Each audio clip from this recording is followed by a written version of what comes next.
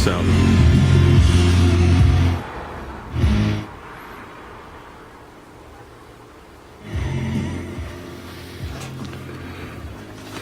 Height-wise, I got the fender where it's supposed to be, so that can come up a hair. Still tight on the gap. I can't get the gap over. Okay, because the back is the way it used to be. The front just comes down a tad bit tight. Doesn't touch, but it's tight. Still have to tweak the fender to do that. I've already tweaked it enough. I scraped off all the seam sealer. I don't even want to call it that because I know it's like the gooey crap they use on like when they build a motorhome and a camper. It's the prayer sealer, as I call it. This is still up a tad. Okay, which makes this a little ugly. Got to get it down. And of course this tape is down like the last one did. This body line is in line. That's a hair bit bigger than I want it to be, but that's all based on the front of this fender. So I didn't realize this fender was hit so hard. I wouldn't even bother with it. I don't know, I'm gonna roll this around a while in my head. This is another clean fender except for where I took the bottom of the well off, part of the lip. Very minor little dent there. Work most of that out from behind. And we're here, put the patch right here. The rest of this is solid as a rock. That was just something touched up. There's nothing wrong. Look back here, the important stuff, not this. All good in here. From what I could find on the fender. The fender's never been hit. I'm wondering, maybe, I don't know if I'm zoomed in too far. Maybe just use this fender.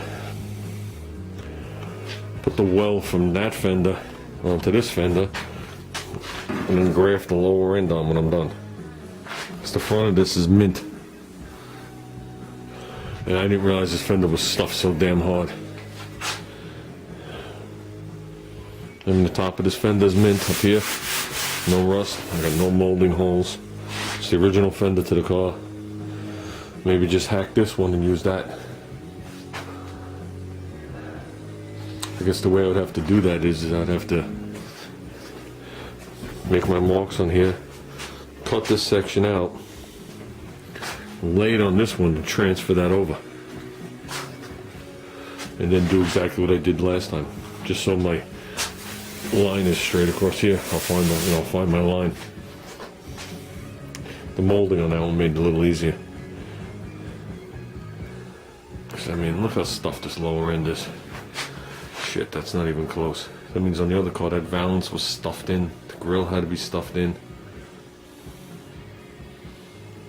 Not even the same height. Forget about the depth.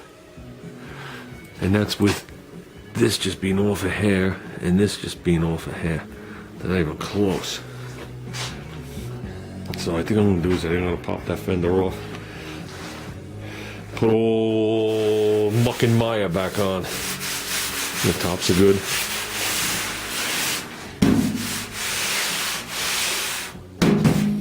So I know the only thing cosmetically on this fender that you would see that I have to do is on the other side of this, there's that hole that's ugly now, but that's just a piece of, damn, before I put it back on I could put a piece of tin there and trim that out, put a piece of tin, get in there with the little roll lock, or I call it a whizzer, and make that look all purty. Well, enough wasting your time and my time. Let's get to work. Time is money. Well, I got plenty of time. There seems to be no money coming. That, my friends, is the fender just laying there. I haven't even moved it since I laid it down. Do I need to show you how much better it fits right off the bat? That's exact. That line's right. I haven't even closed the hood yet. Level here. This is level, then it starts to show signs of it, which is normal. This is right, but that could always be tweaked and adjusticated. The gap pretty much disappears. You know, I always loved this car in gold. Always. There's just something about gold. And it's funny, this is the original color of the car. This is the paint they gave me when I did the inside. Can you guys see in YouTube land that it's two different colors? Okay. I don't know where this is gonna land because it's just laying there.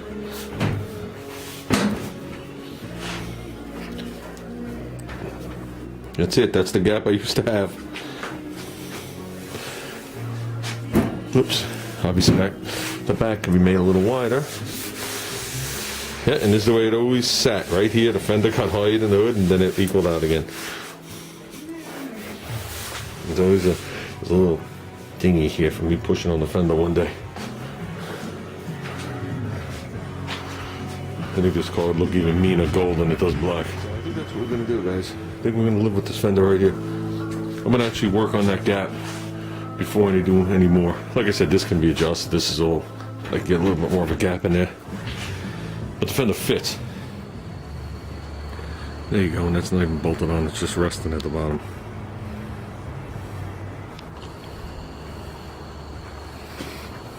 I bolted the fender on minus down over here. These are all just, you know, still flexible in where they can go. So that's mint, that's exact. These will line up right. That's the gap I had before. And just the way it fit before. Fender's a hair bit here. What it is this shape and this shape is different. So just gotta work down this little dot right there. I had dented this years ago when I was playing with it. I put a screwdriver in and did whatever. Don't even ask. Don't even ask. But this is flat. Okay, so that makes this whole area nice. Flat, flat, flat, flat. Then it starts to taper down like it's supposed to. Body line lines up. Body line lines up down here. I got the little bolt in. This right here. This is what I did. I looked at the inside. Oh, I was wrong. That fender has one here and one here. So I looked at this whole thing. So it had a slight tweak this way to it. So I worked it nice. My duckbill pliers, can't tell. Then I went by the car and I saw where this was bolted. It was raised up, I guess from being pulled on.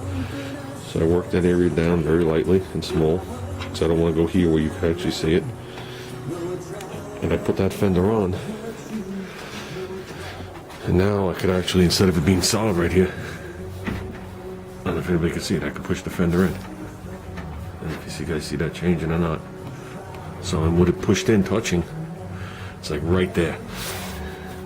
Here's dead on. Here's dead on. This is actually a hair bit lower than that. And when I put the bolt in and go up, these should line up. Then this will always dip like that. That's just the way the car is. So that should be good. I got like I said, a little bolty here. See now, it's not touching anymore.